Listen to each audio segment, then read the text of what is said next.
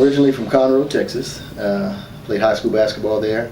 Went on to play basketball at Tarleton State University. I was a 4-year letterman there. Nice.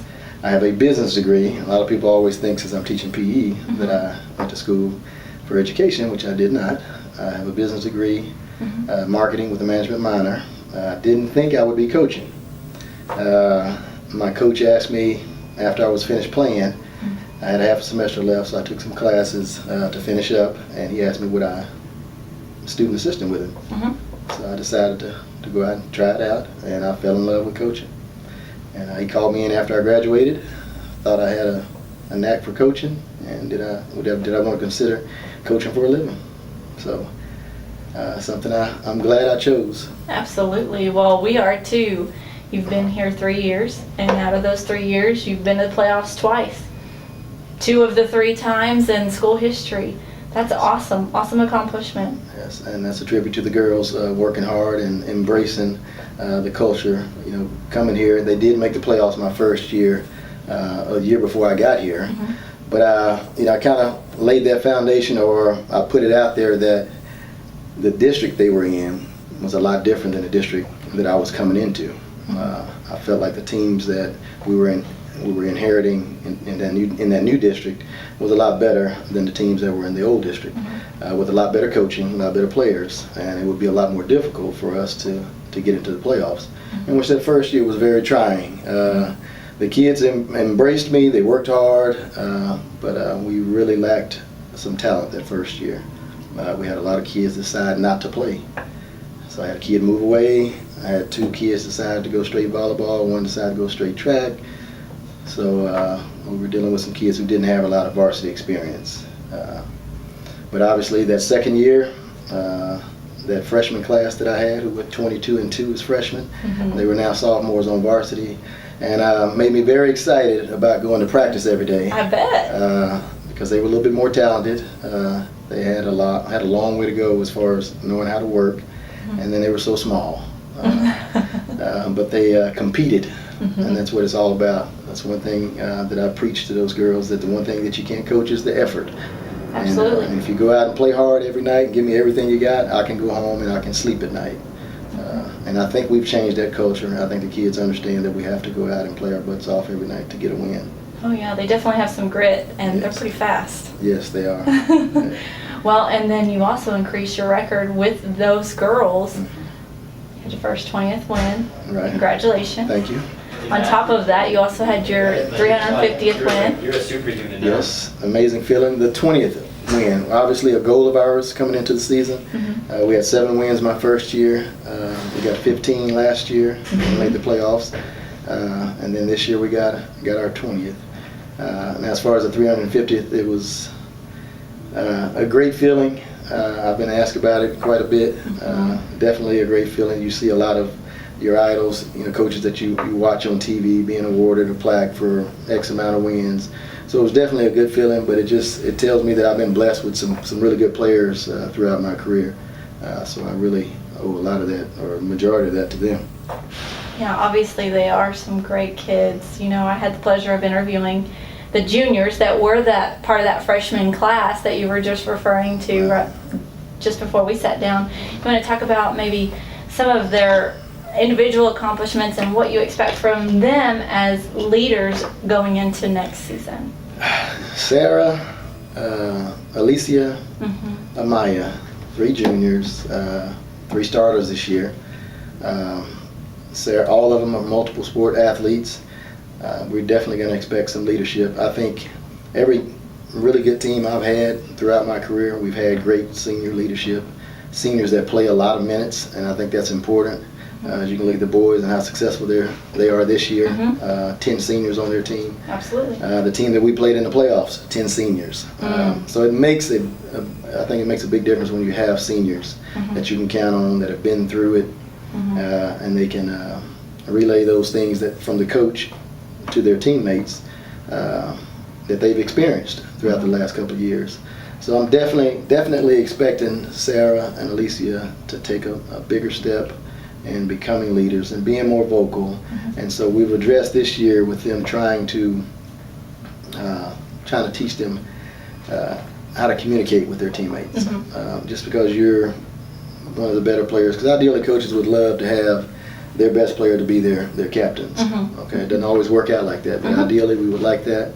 And so they need to understand, being the more experienced players and two of the better players on our team, that they have to lead not only by communicating, but by their work ethic and practice, and it has to be consistent.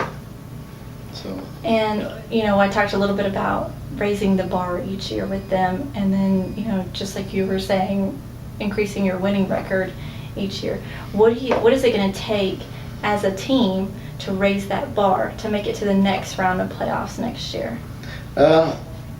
Well, obviously, we were very young this year, and I say that we had 3 seniors, one which started and played very important minutes on our team.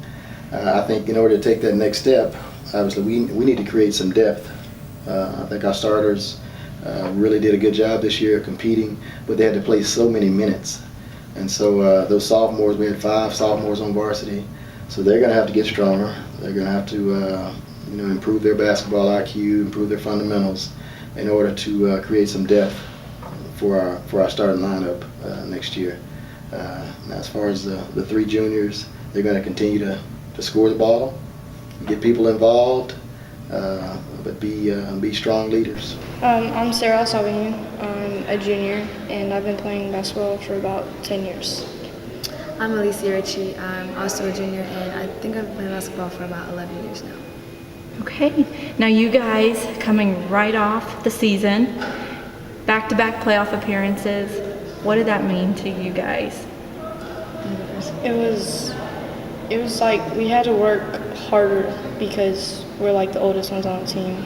We had like 3 seniors, 4 seniors, and we were just a really young team again, so we had to work like twice as hard as last year.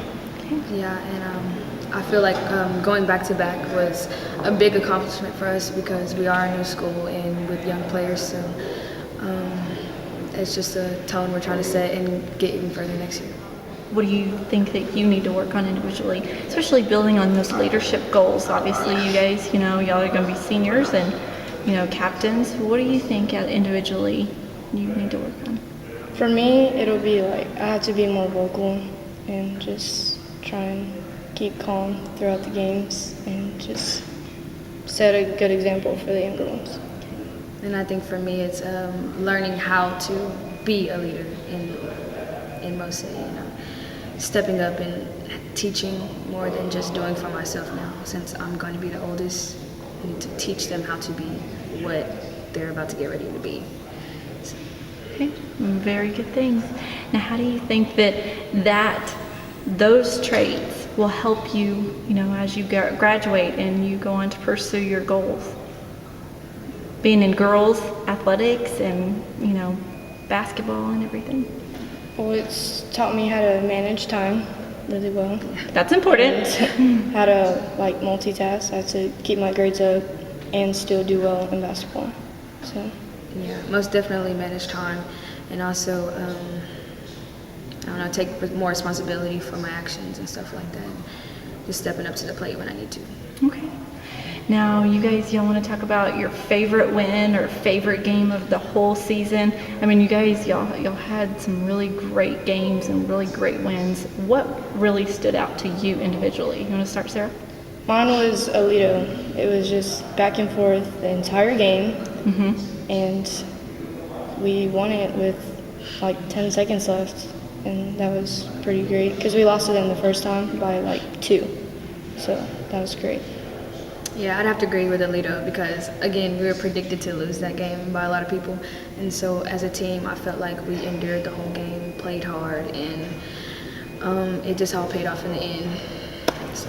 There's really no sweeter victory than that, is there? Being the underdog and coming back and winning. Oh, yeah, absolutely, absolutely. Well, what about Mac?